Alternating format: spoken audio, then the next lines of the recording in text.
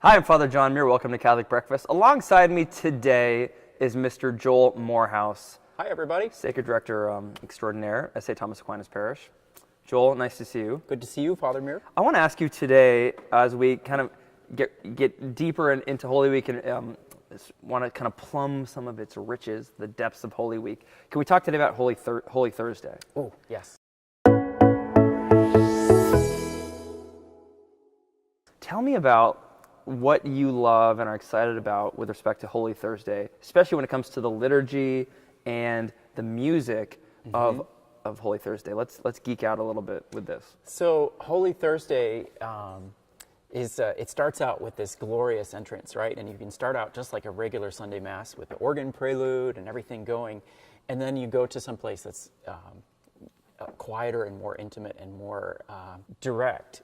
Right. It shifts, right? So the glory is like kind of big and joyful and glorious, and here we go, and everything's good. But then why the shift to this sort of intimacy, this quieter, calm? But what does that accompany, and why is it trying to take people there? I think the irony comes from what actually happens in the story, right, of the Last Supper, which is Jesus shares this last meal with his disciples, and they have communion, right? It's the first Mass, but then he proceeds to wash all of their feet, so it joins together the idea of service to one's neighbor, service to those that one is serving, and it joins it together with the idea of the sacred. And so that's something that I guess, sometimes people feel like if you're a church person or whatever, you're not out on the street, you're not out doing the stuff that actually matters for people, right? Yeah. You're just giving your thoughts and prayers. But Holy Thursday ties those two together in such a rich way so that you can love God through service. Yeah, well, musically, what are we going to do at St. Thomas Aquinas for the actual, when the priest is getting down and he's washing the feet of these people? There's a song what happens? that goes with that's an ancient song from our tradition called Ubi Caritas. And that the translation that's often given is, where true charity is dwelling, God is present there. So it's got a couple other lines that are really neat. So when we are one gathered all together, let us strive to free our minds, free of division. May there be an end to malice, strife, and quarrels, and let Christ our God be dwelling here among us. Unity, like strong theme of unity, divine charity. Where divine charity, what is it? Because what sets the whole thing up is the Ubi Caritas. So it's true love, divine love, where that's dwelling. It's a unitive force. If I can share with you, like what strikes me whenever I do that as a priest, I've been a priest now 10 years, so I've been involved in that ritual. It is really intense. I mean, washing someone's feet, talk about not sentimental. It's just this real act of like humbling yourself and like physically getting low at someone's feet. And so to think that Jesus actually did that for the apostles, and they're resistant to it. I mean, Peter's like, this is weird. Like, don't do this to me. Just wash my head, and my hands are washed. Everything else. Why just my feet? So there's something in that about the particular way that the Son of God wants to go to like those lowest places in us. And how does that happen in terms of the experience? How does the music help people enter into that? So it's not just, okay, Father Bob is up there like scrubbing people's feet. Let's just get this over with and get on to the real stuff, How does the music sort of draw out kind of the emotions and the clarity of what Jesus does for us and what he's doing like through the ritual and the sacraments? I think part of it is that music has always been really close to the liturgy since the very beginning. Things have been sung even before they were spoken. And part of that is that music has this incredible ability to help infinitely large groups of people join together and have one voice.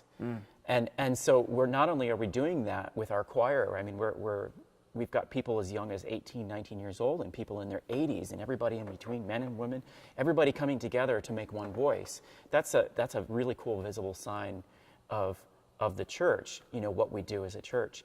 This music is really, really simple. We've got people in our choir and in our congregation who could sing the most difficult repertoire, and yet this particular chant that's spelled out for us is really quite simple. Will you sing just like a little bit of it for us? I know it's a cappella and you don't have your whole choir here, but just to get a sense of like what the melodies are and the simplicity of it. Ubi caritas est vera, Deus ibi est. And that's like the refrain, right? That's the refrain. And then it keeps coming back, and sometimes the ritual of the washing of the feet can go on for a while. So that's right.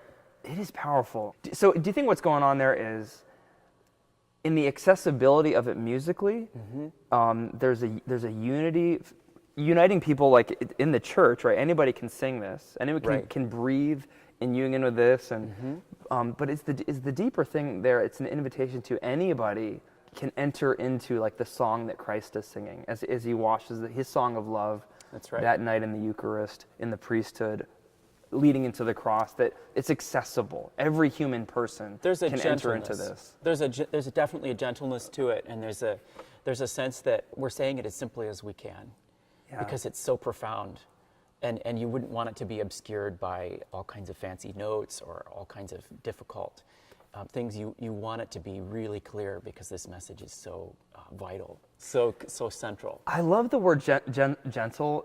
There is a gentleness to it, that like almost like the hiddenness of Christ as he gets down.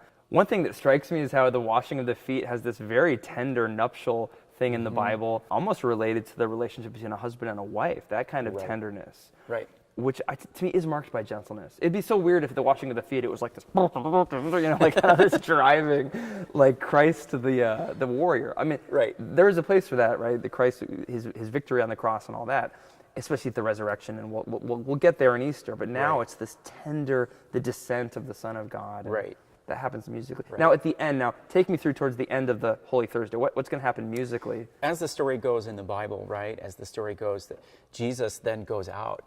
He doesn't just fall asleep and say, "Oh, that's nice, everybody. Let's go to bed." He goes to the Garden of Gethsemane, right? And he goes and prays, and the story continues. And similarly, the Triduum liturgy is a 3-day long liturgy. It's not just one day and then done.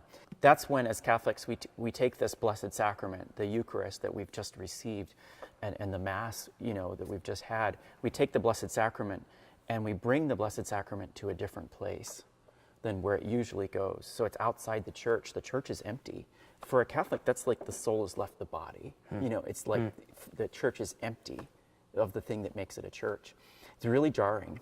And it's one of the few times in the whole Bible that Jesus is depicted singing. I can't remember. Do we sing at that moment in the procession? Are we singing in procession? There's a hymn actually written by Thomas Aquinas that we sing, Pange Lingua. And so we sing that on our way. And it's just everybody knows that hymn. People sing it. I don't know how people know it, but everybody knows it. And that's what we sing on the way. What does it mean? It starts with "Sing my tongue the glorious battle." And it's sort of retelling from the Last Supper through the Passion. The last two verses Catholics know as Tantum Ergo, which is talking about the Blessed Sacrament, low in adoration, falling. And it's talking about how in that moment of Holy Thursday, all of the sort of ritual of the Old Testament with sacrifice of the animals on the altar and everything is brought to a perfect conclusion and brought into a new place by Jesus, instituting the new sacrifice.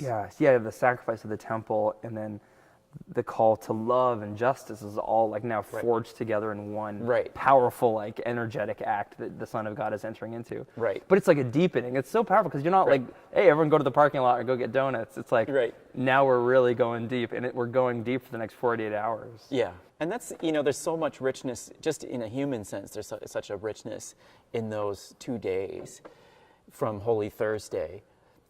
Jesus is finally showing his disciples what he came to do, right? Yeah. And they're not fully understanding it because they think he's going to win. And so there's the sense of loss. And that corresponds with the human understanding of suffering, right? And it takes us through the journey of our own suffering, and what does that mean? And then through the resurrection, which is coming. We know it's coming, but it's not there yet. It's hard. I mean, I can say that as a priest and just as a Catholic man too. Like, it's so much. It's so much love. It's so much suffering. It's so much intensity.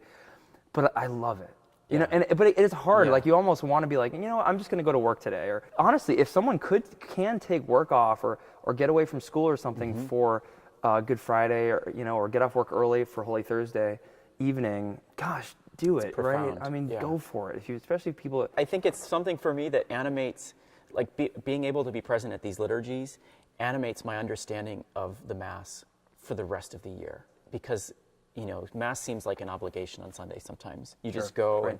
and, you get your communion and you say your prayers and then you leave. But this is like, wow, this is how this came to be. And this is what this means. And it just makes every Mass so much more meaningful. It's like, though, back to the wedding thing, it's like these days are like the wedding, reliving the wedding, and then every other Sunday is kind of like celebrating the anniversary or something. Or that's not quite the right analogy, but it's, if you never saw the original wedding, you're like, well, what's this anniversary party for? Yeah, what are we celebrating? Yeah. Yeah, that's great. Well, thanks. I'm looking forward to Holy Thursday. It's going to be wonderful.